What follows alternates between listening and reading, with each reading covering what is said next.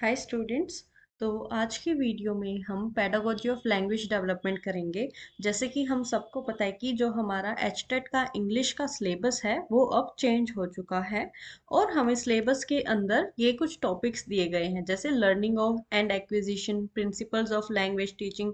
तो इसके अंदर क्या दिया गया है, हमें सिलेबस के अंदर पेडागोजी दी गई है लैंग्वेज की, कि किस तरीके से लर्निंग का, लैंग्वेज का एक बच्चे की लाइफ में क्या रोल है और कैसे हम उसे ये सारी चीज़ें सिखा सकेंगे, क्या क्या अप्रोचेस रहेंगी हमारी, और इस प्रोसेस में क्या क्या चैलेंजेस आएंगे, क्या क्या डिफिकल्टीज आएंगी, क्या क्या एरर्स होंगे और कौन कौन सी लैंग्वेज की स्किल्स हैं। तो बेसिकली हम कह सकते हैं कि जो हमारा मेन एम होगा इस कोर्स के अंदर वो होगा कि हमें पेडागोजी देखनी है लैंग्वेज की, कि हमें बच्चे को लैंग्वेज कैसे सिखानी है। तो आज का जो हमारा टॉपिक रहेगा, ये मैंने यहाँ पर एचटेट का सिलेबस लगाया हुआ है कॉमन सेक्शन का, जिसके अंदर आपको देखने को मिलेंगे ये सारे टॉपिक्स जो हमें कवर करने हैं हमारे 15 मार्क्स के लिए। तो आज का हमारा टॉपिक रहेगा लर्निंग एंड एक्विजिशन। जो सबसे पहला टॉपिक इसके अंदर दिया गया है पेडागोजी ऑफ लैंग्वेज डेवलपमेंट के अंदर, ये वही सिलेबस है जो हमारे एचटेट के अंदर शो किया गया है। तो चलिए पहला टॉपिक स्टार्ट करते हैं। लर्निंग। तो लर्निंग क्या होता है, अधिगम क्या होता है? अ considerable change in the behaviour of the organism is called learning. तो लर्निंग को हम कहीं ना कहीं कह सकते हैं कि ये क्या है, हमारा चेंज इन द बिहेवियर है। बिहेवियर के अंदर, हमारे व्यवहार के अंदर जब चेंजेस आएंगे तो उसे हम लर्निंग कह सकते हैं। When organism comes in contact with his environment, certain necessary adjustments in the behaviour is needed. तो उसमें कहा कि जब मनुष्य वातावरण के अंदर आता है, जब वो किसी एक एनवायरनमेंट के अंदर आता है, या फिर जब वो किसी नई जगह पर जाता है, तो जो उसका व्यवहार है उसके अंदर उसे कुछ ना कुछ एडजस्टमेंट्स करनी पड़ेगी, वो उसके लिए जरूरी है, उसके सर्वाइवल के लिए।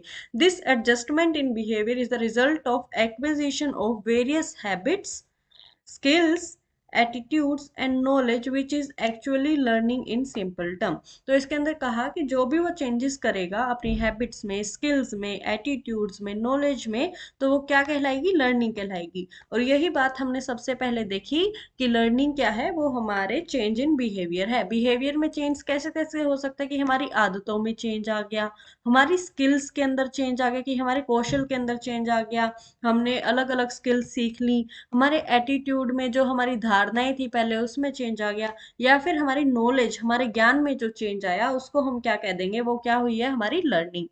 Thus, learning means change in response or behavior, modification, elimination, or acquisition of responses involving some degree of performance। तो यहाँ पर सेम ही बात दोहराई जा रही है कि लर्निंग का क्या मतलब है, कि हमारे रिस्पॉन्स करने के तरीके में या फिर हमारे व्यवहार में चेंज आया। वो चेंज क्या क्या हो सकता है? मॉडिफिकेशन हो सकता है, कि हमारे ख्यालों में थोड़ा सा परिवर्तन हो गया। एलिमिनेशन हो सकता है कि जो हम पहले सोचते थे उसी में हमारी डेवलपमेंट होगी, अब हमारी धारणाएं चेंज होगी। एक्विजिशन हो गया कि जो हमारा एनवायरनमेंट है उससे हमने और कोई अच्छी बात सीख ली, तो क्या हुआ? हमारा बिहेवियर में चेंज हो गया। और जब बिहेवियर में चेंज होगा तो हमने क्या कर लिया? हमने लर्न कर लिया कुछ ना कुछ। This learning does not include psychological changes such as fatigue, temporary sensory resistance, or non-functioning even after continued stimulation। तो यहाँ पर क्या बात की गई है कि लर्निंग के अंदर, अब हमें ये देख लिया हमने लर्निंग क्या होता है, कि हमारे बिहेवियर में चेंज है। अब हमें ये देखना है कि क्या क्या हम इंक्लूड नहीं करेंगे लर्निंग के अंदर। तो कोई भी साइकोलॉजिकल चेंजेस जो होंगे वो हम लर्निंग के अंदर इंक्लूड नहीं करेंगे। जैसे किसी को थकान हो गई, या फिर किसी की कुछ समय तक हालत सही नहीं रही, उसमें जो भी उसने काम किया, या फिर उसकी बॉडी सही से काम नहीं कर रही, वो जो काम कर रहा है वो सही से हो नहीं पा रहा है, वो उस बात को सही से समझ नहीं पा रहा है, और उसके बिहेव पे, उसके बिहाव पे उसमें चेंजेस आ रहे हैं, तो वो सब क्या है? वो उसकी लर्निंग नहीं कहलाएगी। ऐसे ही आगे जाकर बात होगी कि जब इंसान कोई ड्रग्स ले रहा है या फिर वो किसी प्रकार का नशा कर रहा है, उसकी वजह से जो वो परफॉर्मेंस हमें दे रहा है, जो वो काम करके दे रहा है, उसे भी हम लर्निंग नहीं कहलाएंगे। लर्निंग क्या होगा?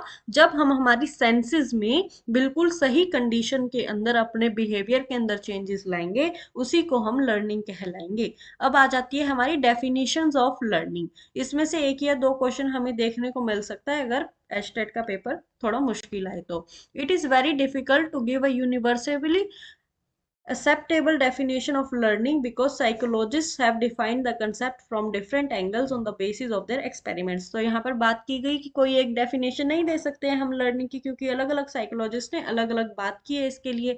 The common feature among these definitions is that learning is psychology has the status of a construct, which means an idea or image that cannot be directly observed like electrons or genes, but they are inferred from the behavior of the organism।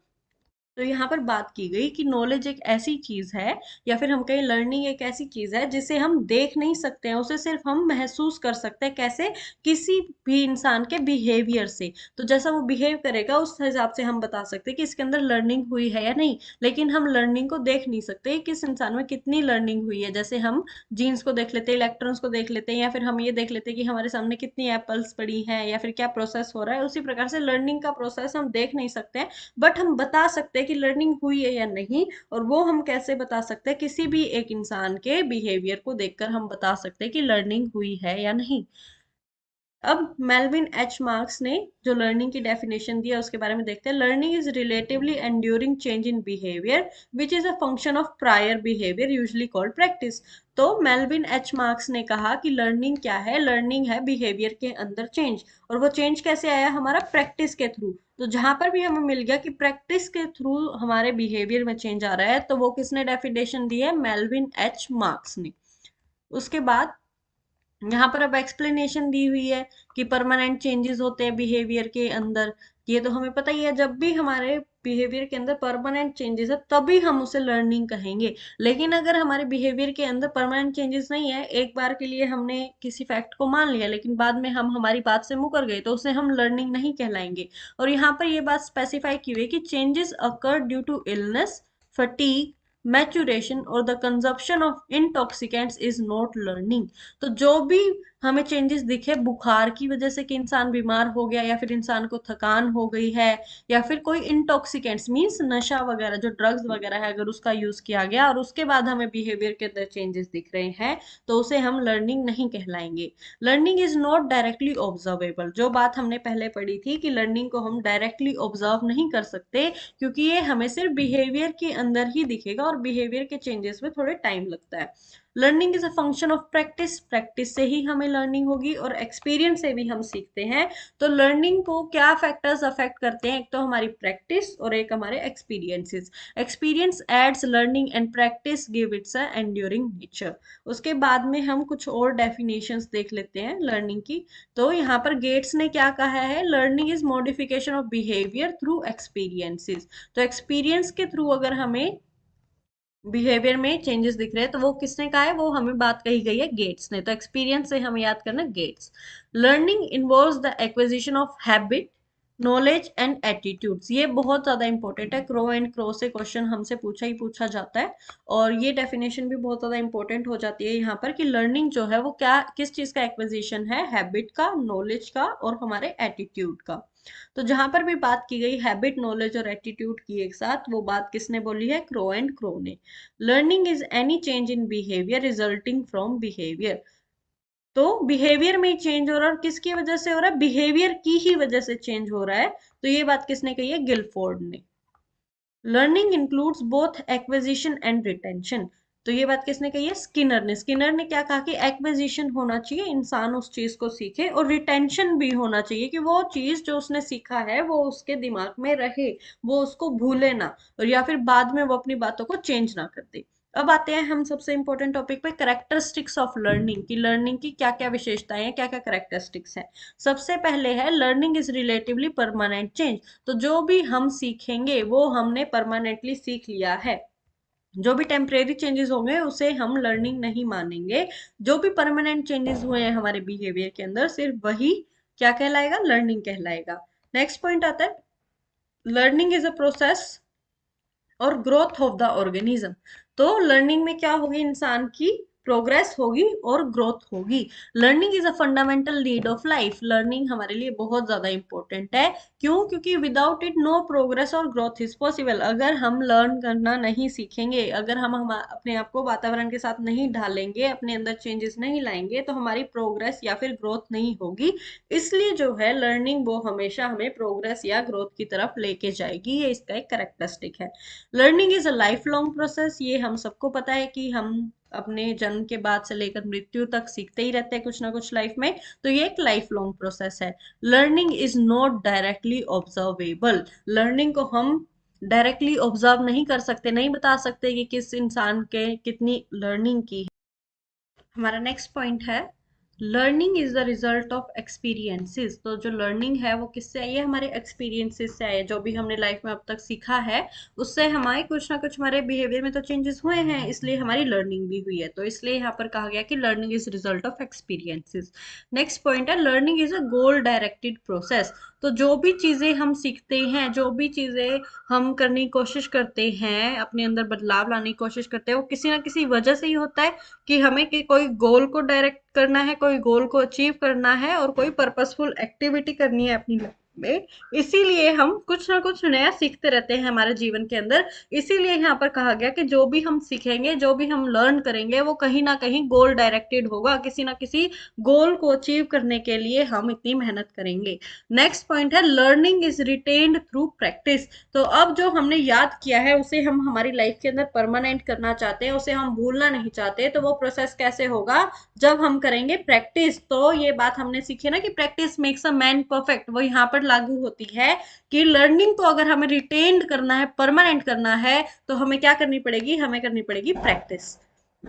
उसके बाद में हमारा next point है learning is aroused by individual and social needs. तो aroused का मतलब क्या है? कि हमारे अंदर जो भाषा सीखने की जो मोटिवेशन है या फिर जो ललक हम कह सकते हैं वो आएगी। तो वो कैसे आएगी? या तो उसमें कोई ना कोई इंडिविजुअल नीड्स है कि हमें कुछ अच्छा करना है हमारी लाइफ में, हमें और आगे बढ़ना है, इसलिए हम कोई नई चीज सीखेंगे। या फिर जो सोशल नीड्स है, जो सोसाइटी हमसे कुछ ना कुछ एक्सपेक्टेशंस रखती है, हमें उसे पूरा करना है, इसलिए हमें अपने अंदर चेंजेस लाने पड़ेंगे। तो इसके लिए हम क्या करेंगे? इसके लिए हम लर्निंग करेंगे। तो यहाँ पर मेन सी बात ये कही है कि कोई इंसान अगर लर्निंग करना चाह रहा है तो वो किसकी वजह से होगा? वो होगा या तो उसकी कोई ना कोई खुद की नीड होगी या फिर उसको सोसाइटी की नीड को पूरा करना है, इसलिए वो लर्निंग करेगा। क्यों? क्योंकि उसको अपने आप को एक पर्पसफुल एक्टिविटी के अंदर इन्वॉल्व करना है, कुछ ना कोई गोल अचीव करना है। और वो गोल कैसा होगा? या तो इंडिविजुअल गोल होगा कि भाई मुझे नेक्स्ट ईयर तक सीईओ बनना है, टीचर बनना है, तो वो कैसा? वो इंडिविजुअल गोल हुआ। और जब मुझसे सोसाइटी ने कहा कि तुम लड़की हो, तुम्हें ऐसे बैठना चाहिए, ऐसे चलना चाहिए, ऐसा हंसना चाहिए, और मैंने भी उस बात को सही समझा और मैं अपने अंदर चेंजेस लाऊं, लर्न करूं कि हाँ मुझे बाहर कैसे लोगों से मिलना चाहिए, तो वो होगी हमारी सोशल नीड्स। और जिसके लिए हम क्या करेंगे? हम करेंगे लर्निंग, हमारे बिहेवियर में चेंजेस लाएंगे और नया सीखेंगे।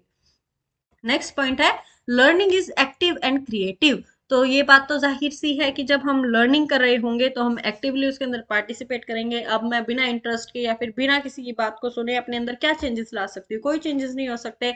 और जब हम एक्टिव होंगे तो हम क्रिएटिव भी होंगे, हम उसमें अलग अलग तरीके से सोचेंगे भी और ज्यादा उसको सेल्फ एक्टिव रखेंगे। उसके बाद में है learning is universal.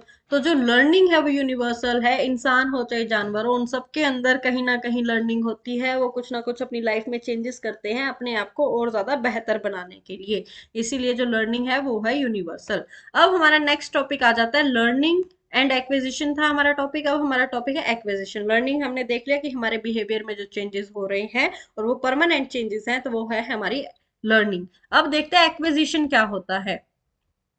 Language acquisition is the process by which the language capability develops in a human। तो जो कैपेबिलिटी डेवलप होती है एक ह्यूमन बीइंग के अंदर किसी भी भाषा को सीखने की, जो क्षमता एक बच्चे के अंदर कहें या फिर एक इंसान के अंदर कहें, कि जो इंसानों के अंदर भाषा सीखने की क्षमता होती है उसे हम कहते हैं acquisition. It is the process by which a child acquires it's mother tongue. तो जो बच्चा अपनी फैमिली के अंदर जो भाषा बोली जा रही है, जो बच्चे की माँ की भाषा है, वो जब बच्चा सीखता है तो उसे हम कहेंगे उसने लैंग्वेज एक्विजिशन किया है। बट यहीं पर जब बच्चा दूसरी भाषा को सीखने की कोशिश करेगा जो उसकी फैमिली में नहीं बोली जा रही है, उसको हम क्या कहेंगे, वो है उसकी सेकंड लैंग्वेज। और जब बच्चा सेकंड लैंग्वेज को सीखेगा, किसी और लैंग्वेज को सीखने की कोशिश करेगा, तब हम उसको कहेंगे कि उसने क्या है, लैंग्वेज लर्निंग की है, उसने लैंग्वेज को लर्न किया है। लेकिन जब बच्चा खुद से अपनी मम्मी के द्वारा बोली गई भाषा, या फिर हम कहें उसकी फैमिली में जो भाषा बोली जा रही है उसको सीखेगा, तो उसको हम कहेंगे लर्निंग एक्विजिशन है, कि इसके अंदर पहले से क्षमता थी, इसने चीजें सुनी और ये सीख गया अपनी भाषा।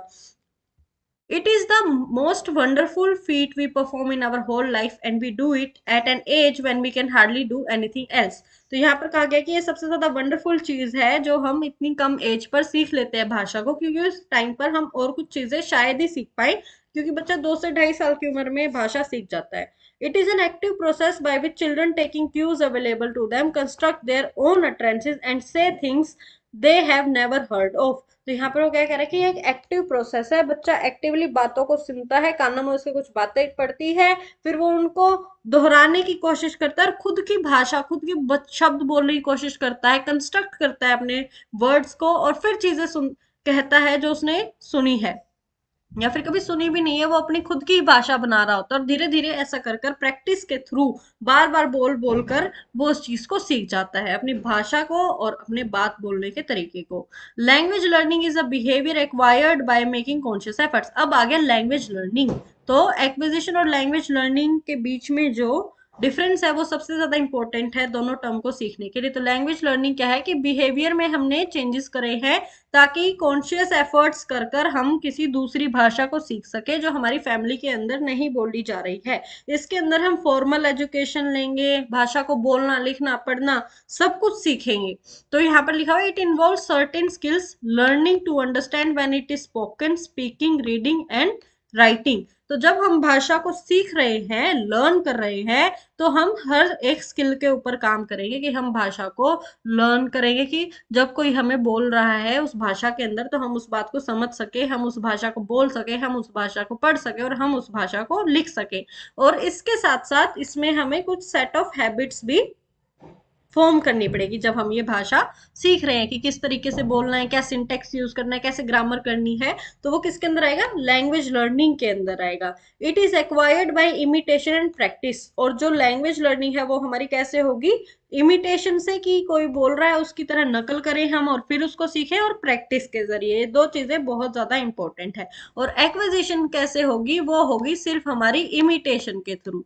तो ये मैं यहाँ पर लिख ही देती हूँ कि जो हमारी एक्विजिशन है वो होगी हमारी इमिटेशन के थ्रू, और जो हमारा वो है लैंग्वेज लर्निंग है वो होगी हमारी इमिटेशन और प्रैक्टिस के थ्रू। Since language is a learned activity we have to learn it and teach it properly. ये सबसे ज्यादा इंपॉर्टेंट लाइन है कि लैंग्वेज जो है वो एक लर्नड एक्टिविटी है, जो भी हमारी सेकंड लैंग्वेज होगी वो हमें लर्न करके ही सीखनी पड़ेगी, इसीलिए हमें इसे सही से लर्न करना चाहिए और सही से इसे हमें पढ़ना चाहिए। नेक्स्ट है distinction between acquisition and learning, की क्या क्या डिफरेंसेस हैं एक्विजिशन में और लर्निंग में। तो जो 5 साल का बच्चा होता है वो अपनी मदर टंग को एक्विजिशन कर लेता है, कि वो उसे सुन सुनकर अपने आप सीख लेता है। जो सेकंड लैंग्वेज लर्निंग है वो कॉन्शियस एफर्ट्स है हमारा, हम जानबूझकर अपने कॉन्शियस के साथ उसको सीखने की कोशिश कर रहे हैं कि हमें कैसे भी कर कर सेकंड लैंग्वेज आ जाए। नेक्स्ट पॉइंट है acquisition is an unconscious process. हम हमारे कॉन्शियस नहीं होते इतने ज्यादा, हमें उस टाइम पे इतनी ज्यादा समझ नहीं होती है जब हम हमारी एक्विजिशन कर रहे होते हैं लैंग्वेज है, जब हम हमारी मदर टंग सीख रहे होते हैं। लेकिन जब हम सेकंड लैंग्वेज सीखते हैं तो हम कॉन्शियस होते हैं बिल्कुल, कि हाँ हमें ये भाषा सीखनी है, चाहे कैसे भी हमें कितनी भी प्रैक्टिस करनी ना करनी पड़ी। तो learning however is about conscious knowledge and the application of rules and structures. तो एक्विजिशन के टाइम पे हम ना ग्रामर देखते हैं ना स्ट्रक्चर देखते हैं, बस हम जो हमसे बोला जा रहा है, जो हम सुन रहे हैं वो हम बोलने की कोशिश करते हैं, और ऐसे कर कर हम भाषा को सीख लेते हैं। लेकिन जब हम किसी दूसरी भाषा को लर्न कर रहे हैं तो उसके अंदर क्या हो रहा है कि हम कॉन्शियसली हम कोशिश कर रहे हैं और उसके रूल्स और स्ट्रक्चर्स को भी हम साथ में सीखते हैं। In language acquisition, the focus is on communication or reception of a message, but in language learning, the thrust is on syntax and grammar. Acquisition की जहाँ पर बात हो रही है, जहाँ पर हमने हमारी मातृभाषा या फिर हम कहें मदर टंग सीखी, वहां पर हमने हमारा मेन फोकस सिर्फ ये था कि हम हमारी भाषा को, जो हम सामने वाले को कहना चाह रहे हैं, बस वो हम उसे समझा पाए। कोई भी फोकस नहीं था ग्रामर पर। बट जब हम लैंग्वेज को लर्न करेंगे तो हमारा फोकस किस पर होगा? हमारे ग्रामर के स्ट्रक्चर पर।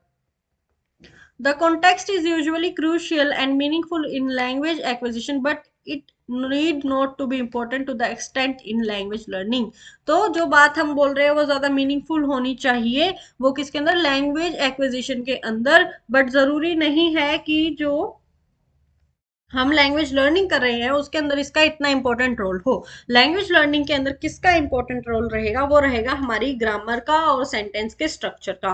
Motivation is a matter of urgent necessity for acquisition. जब हम एक्विजिशन कर रहे हैं तो मोटिवेशन बहुत ज्यादा इंपॉर्टेंट रोल करेगा, कि अगर मोटिवेशन नहीं हुई तो बच्चा उस भाषा को बोलना सीखना चाहेगा ही नहीं।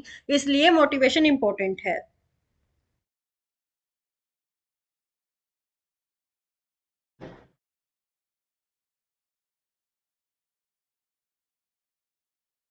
तो जो मोटिवेशन है वो अर्जेंट है, वो ज्यादा इंपॉर्टेंट है हमारे एक्विजिशन में। सेकंड लैंग्वेज लर्निंग के लिए इतनी ज्यादा मोटिवेशन की हमें जरूरत नहीं है। अगर हमें सेकंड लैंग्वेज सीखनी है और किसी रीजन से हम उसे सीख रहे हैं, तो हमारे अंदर मोटिवेशन हो या ना हो, हम फिर भी उसे सीखेंगे, क्योंकि हमारे लिए वो इम्पोर्टेंट है। Most importantly, the usual outcome of language acquisition is fluency, which is by no means guaranteed in language learning. तो जब हम एक्विजिशन कर रहे हैं, जब बच्चा अपनी मदर टंग को सीख रहा है, उस टाइम पे वो फ्लुएंटली अपनी भाषा को बोल सकता है, वो कहीं पर अटकेगा नहीं अपने व्यवहार को, सॉरी, अपने आइडियाज को प्रेजेंट करने के लिए। लेकिन जब हम लैंग्वेज लर्निंग कर रहे हैं, जब हम सेकेंड लैंग्वेज सीख रहे हैं, तो कोई जरूरी नहीं है कि हम उस लैंग्वेज के अंदर हमारी बात को अच्छे से सामने वाले को समझा पाए। हो सकता है कि हम हमारी बात बताते बताते बीच में अटक जाएं। लेकिन जब बात होती है हमारी मदर टंग की, तो हम हमारी बात बताने के लिए कभी अटक नहीं सकते उसमें। फ्लुएंसी हमें देखने को मिलेगी एक्विजिशन के अंदर। It is the process by which humans acquire the capacity to perceive, produce and use words to understand and communicate. This capacity involves the picking up of diverse capacities including syntax, phonetics and an extensive vocabulary. This language might be vocal as with speech or manual as in sign language acquisition. तो यहाँ पर बात हुई है हमारी learn language की, कि एक प्रोसेस है जिसके अंदर जो ह्यूमंस है वो कैपेसिटी, अपनी कैपेसिटी के अकॉर्डिंगली यूज करते हैं वर्ड्स को समझना, कम्युनिकेट करना। और ये कैपेसिटी जो है वो इन्वॉल्व करता है कि हम क्या सिंटेक्स यूज करेंगे, कैसे फोनेटिक्स यूज करेंगे, और कैसी हमारी वैकेबलरी को बढ़ाएंगे समय के साथ साथ। तो जो लैंग्वेज है वो वोकल भी हो सकती है और मैनुअल भी हो सकती है साइन में। तो ये हमसे पूछा जा सकता है कि दो टाइप ऑफ लैंग्वेज है, एक तो हम साइन के थ्रू, जेस्चर्स के थ्रू, इशारों के थ्रू किसी को अपनी बात बताएं, और एक स्पीच के थ्रू बोलकर हम किसी को अपनी बात बताएं। Language acquisition usually refers to the first language acquisition, which studies infants acquisition of their native language rather than second language. तो जो language acquisition है उसमें हम first language की बात करें। first language कौन सी है? हमारी मदर टंग, जो हमारी फैमिली के अंदर भाषा बोली जा रही है, जो कि एक छोटा सा इन्फेंट, एक शिशु जिसको सीखता है, 2 ढाई साल का बच्चा जिसको सीखता है, वो कैसे कि अपनी नेटिव लैंग्वेज, जो उसके आस पड़ोस में उसकी फैमिली के अंदर भाषा बोली जा रही है, रेदर देन सेकंड लैंग्वेज, ना कि वो भाषा जो दूसरी कंट्रीज में बोली जा रही है या फिर जो उसके घर में नहीं बोली जा रही है, उससे अलावा कोई और लैंग्वेज बोली जा रही है, तो उसे हम सेकंड लैंग्वेज बोलेंगे। इसको मैं एक एग्जाम्पल से क्लियर करती हूँ। मान लीजिए हम इंडिया में है, तो इंडिया में हमारी फैमिलीज के अंदर हिंदी बोली जा रही है, लेकिन जब वो स्कूल में जा रहा है तो वहां पर उसे इंग्लिश भी पढ़नी पड़ रही है। तो जो हिंदी है वो है हमारी मदर टंग, क्योंकि हमारे घर में या फिर हमारे आस पड़ोस में हिंदी बोलते हैं। तो मदर टंग को ही हम कहेंगे यहाँ पर जो दे रखा है फर्स्ट लैंग्वेज और नेटिव लैंग्वेज। लेकिन जो हमारी सेकंड लैंग्वेज क्या होगी? जो हम स्कूल के अंदर सीख रहे हैं, जो हमारे घर में नहीं बोली जा रही है, या फिर कुछ लोग बोल सकते हैं बट इतने ज्यादा लार्ज स्केल पर यूज नहीं करते हैं हम, तो उसे हम कहेंगे सेकंड लैंग्वेज, जो कि होगी हमारी इंग्लिश, और वो एक फॉरेन लैंग्वेज भी है। Acquisition which deals with acquisition children and adults of additional languages. Next, the capacity to acquire and use language is a key aspect that distinguishes humans from other organisms. तो यहाँ पर बोला गया है कि जो हमारी कैपेसिटी है, जो हमने भगवान ने दी है कि हम लैंग्वेज का इस्तेमाल कर सकते हैं, वही हमें जानवरों से अलग करता है। क्योंकि जानवर जो है वो कोई भाषा सीख नहीं सकते या फिर कोई भाषा बोल नहीं सकते, लेकिन ह्यूमंस को भगवान ने ऐसी कैपेसिटी दी है जिसके थ्रू वो भाषा सीख भी सकता है और बोल भी सकता है।